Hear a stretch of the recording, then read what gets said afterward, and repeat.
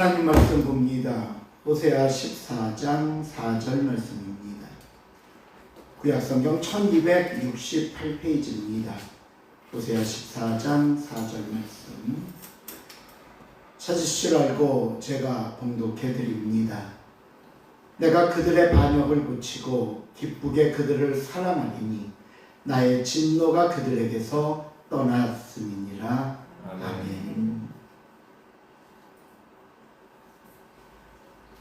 지난 시간에 호세아서의 마지막 장인 14장으로 들어서면서 최종적으로 이스라엘을 향한 하나님의 간곡한 말씀을 들을 수 있었습니다.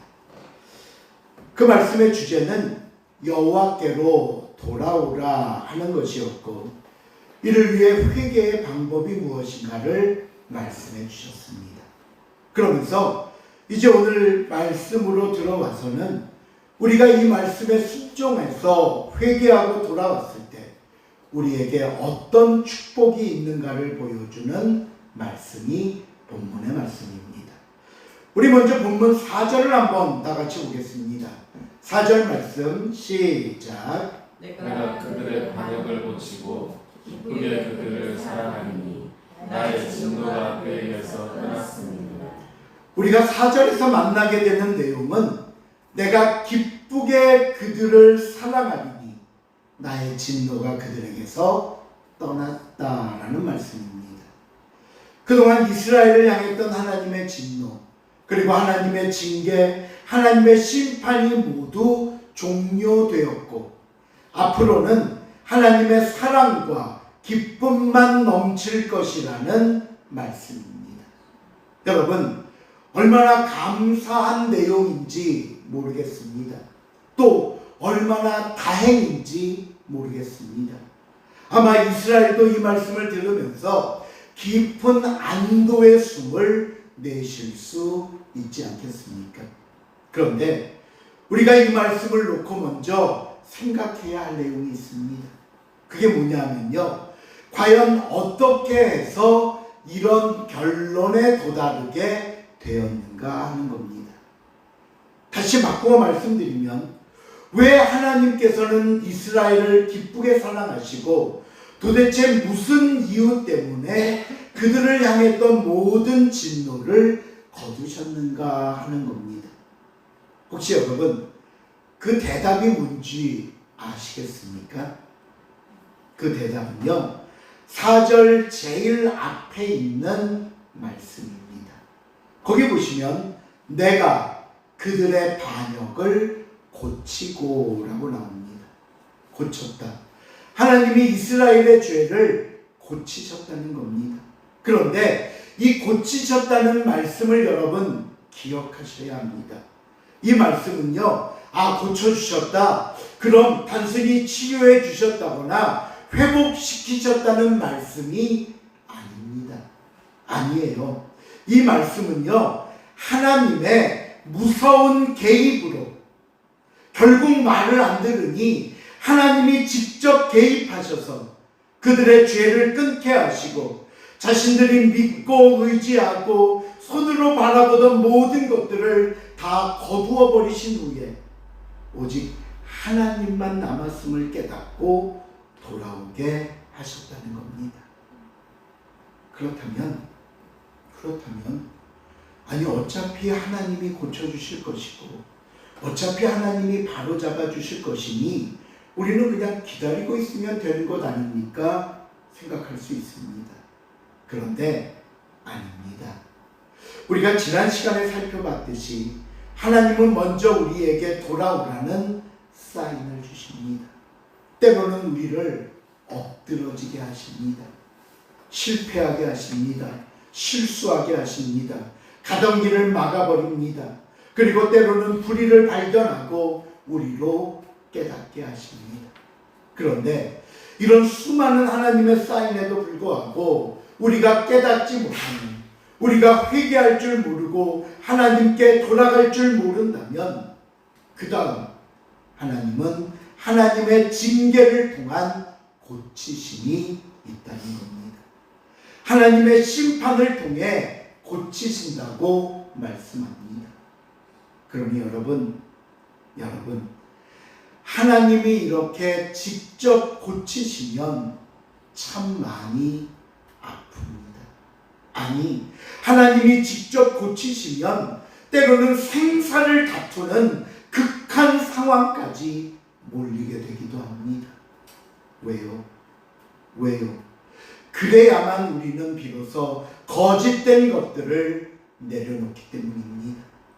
그렇게 해야만 비로소 우리의 시선을 하나님께 돌리고, 그렇게 해야만 비로소 우리는 하나님의 말씀에 귀 기울이기 때문이라는 것입니다. 여러분, 고침이 없는 회복, 고침이 없는 은혜는 없다는 사실을 잊지 마시길 바랍니다. 그러기에 회개 없이는 축복도 없다는 사실을 우리가 기억해야 할 것입니다.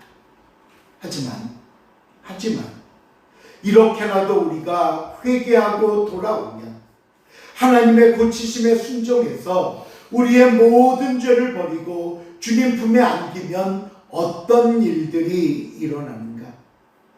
가장 먼저 오늘 본문에서 만났던 말씀의 내용입니다. 뭐라고 하셨죠?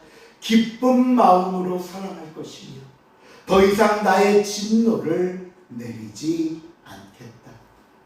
저는요, 이 말씀 중에 특별히 기쁜 마음으로 너희를 사랑한다라는 말씀이 제 마음에 와닿습니다. 우리가 처음 호세아를 시작할 때부터 오늘 이 마지막 시간까지 하나님께서 빠짐없이 하시는 말씀이 있습니다. 그게 뭐냐 하면 바로 내가 너를 사랑한다라는 말씀입니다.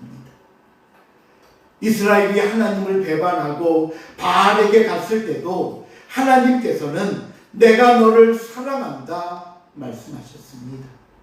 하나님이 주신 축복의 결과물들을 마치 우상이 준 것으로 착각하고 우상 앞에 절하며 섬길 때도, 또 애굽과 아스르를 바라보며 이들을 하나님보다 더 의지하며 살았을 때도 하나님은 언제나 나는 너를 사랑한다 말씀하셨습니다.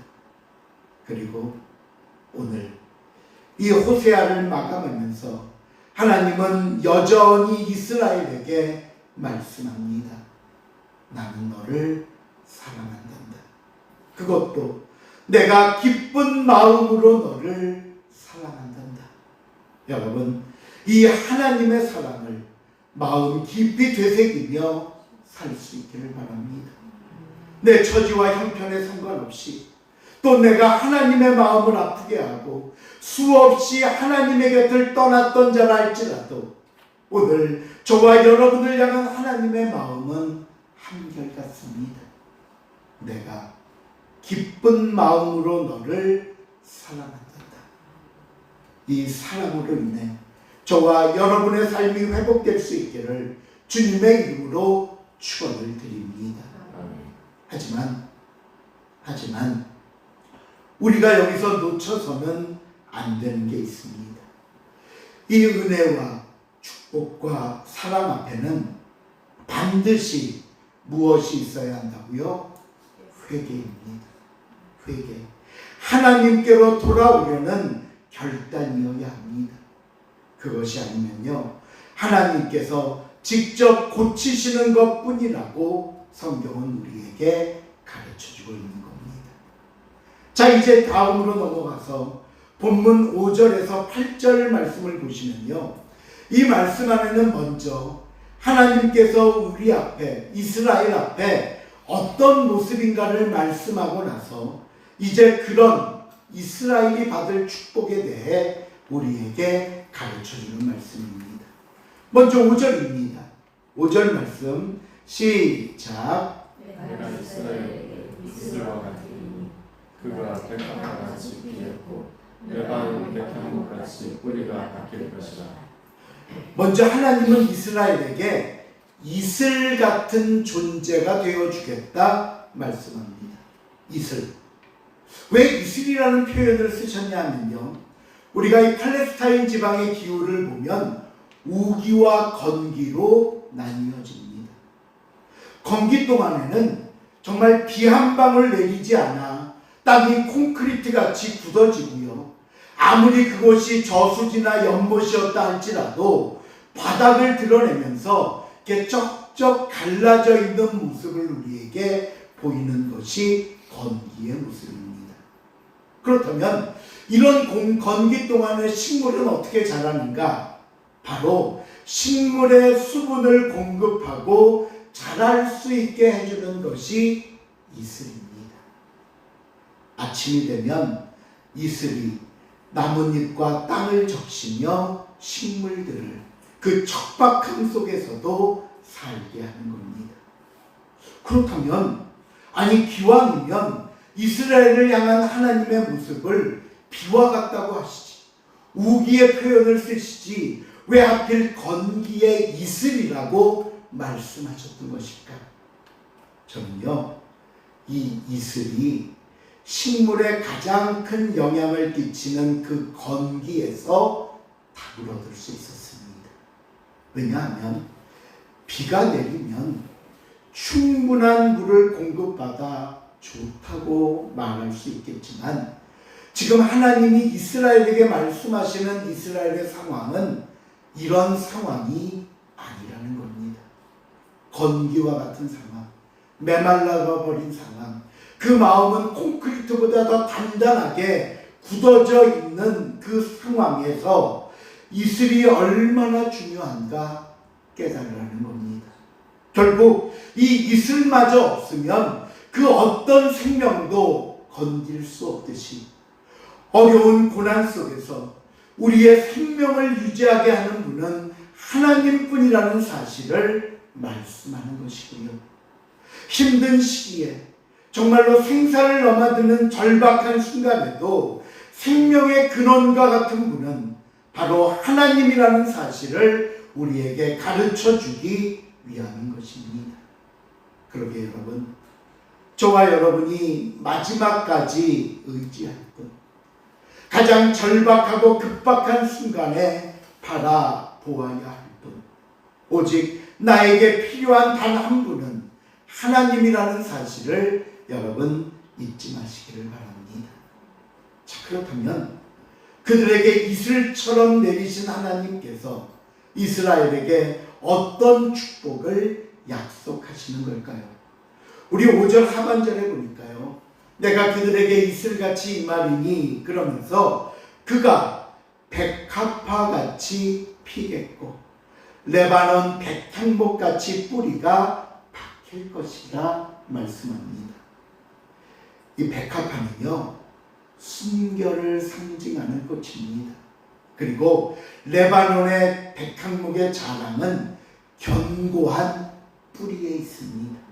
그러다 보니 이스라엘은 모든 죄를 고침받고 죄사함 받은 후 하나님 앞에 이런 백합화와 같은 순결한 모습으로 서게 될 것을 말씀하는 것이고요. 또 든든하고 깊게 뿌리내려 굳건히 서게 되는 하나님의 백성이 될 것이라는 축복을 말씀하는 겁니다. 두 번째 축복은 6절과 7절에 나옵니다. 우리 한번 읽어볼까요? 시작. 그의 가시는 펴지며 그의 아름다움은 감람나무 같고 그의 향기는 레바논 백향목 같으니 그 그늘 아래에 거주하는 자가 돌아올지라. 그들은 곡식같이 풍성할 것이며 포도나무같이 꽃이 필 것이며 그 향기는 레바논의 포도주같이 되리라. 우리가 이 2절 말씀을 보면 세 가지 비유를 통해 말씀하는 걸 봅니다. 하나는 감람나무 같겠고 또 하나는 곡식 같으며 마지막 세 번째는 포도나무 같이 꽃이 필 것이다 라고 말씀합니다. 이스라엘 백성들은 감람나무를 통해 기름을 얻었습니다. 곡식은 그들이 사는데 주식으로 없어서는 안 될 아주 중요한 음식입니다. 그리고 포도나무의 열매는 물이 귀한 곳에서는 생명수와 같은 것이고 그 열매의 풍성함은 항상 하나님의 축복을 상징하는 열매로 이스라엘 앞에 주어지곤 했습니다. 결국 이 말씀은요, 회개하는 사람은, 하나님 앞에 돌아오는 사람은 하나님께 필요한 것들을 받아 누리는 축복을 얻을 것을 약속하시는 말씀인 것입니다. 내게 오기만 하면, 내게 돌아오면, 내 앞에 나오면 모든 것이 해결되고 풀어질 텐데 단 한 가지 문제는 뭐라고요? 나오지 않으니까, 회개하지 않으니까, 주님 앞에 엎드리지 않으니까 아직도 그러고 있다는 겁니다. 그러면서 마지막 9절에 나오는 호세아 전체의 결론을 한번 보십시오. 9절 말씀 시작. 누가 지혜가 있어 이런 일을 깨달았으며 누가 총명이 있어 이런 일을 알겠느냐. 여호와의 도는 정직하니 의인은 그 길을 다니는구나. 그러나 죄인은 그 길을 돌려 넘어지지마. 누가 지혜가 있어 이런 일을 깨달으며 누가 총명이 있어 이런 일을 알겠느냐. 예, 아직도 세상 사람들은요 하나님 없이도 잘 살 수 있다고 말합니다. 아니, 오히려 하나님 없이 사는 것이 내가 세상에서 더 자유롭고 더 성공하고 행복하게 사는 방법이라 그들은 말하기도 합니다. 그러다 보니까요 예배드려야 합니다. 말씀과 기도의 삶을 사셔야 합니다. 믿음의 성장을 위해 늘 노력해야 합니다. 이렇게 이야기하면요, 야, 또 잔소리한다.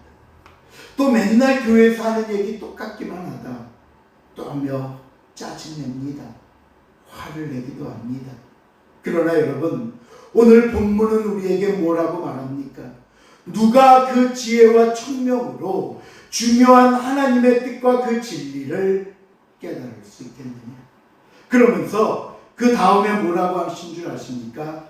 의인은 그 진리와 지혜인 그 도를 따라 살면서 하나님의 말씀과 하나님의 지혜를 통해 약속과 축복을 받아 누릴 수 있지만 악인은 스스로 잘난치 하다가 스스로 자기 꾀만 앞세우다가 하나님이 정하신 그 판결에 어떻게 되느니라?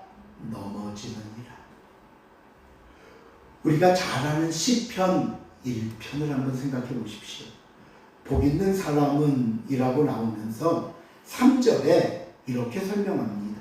읽어볼까요? 그는 시작. 그는 시냇가에 심은 나무가 철을 따라 열매를 맺으며 그 잎사귀가 마르지 아니함 같으니 그가 행하는 모든 일이 다 형통하리로다. 예, 복 있는 사람은 어떤 사람이냐?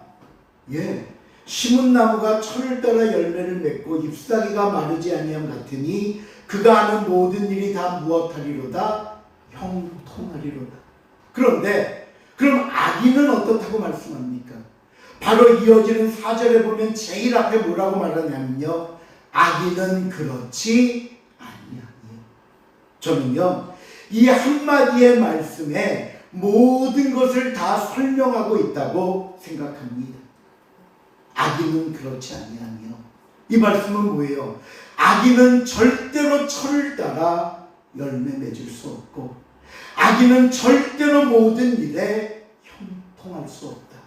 그러면서 마지막 6절을 보시면 분명하고 단호하게 말씀합니다.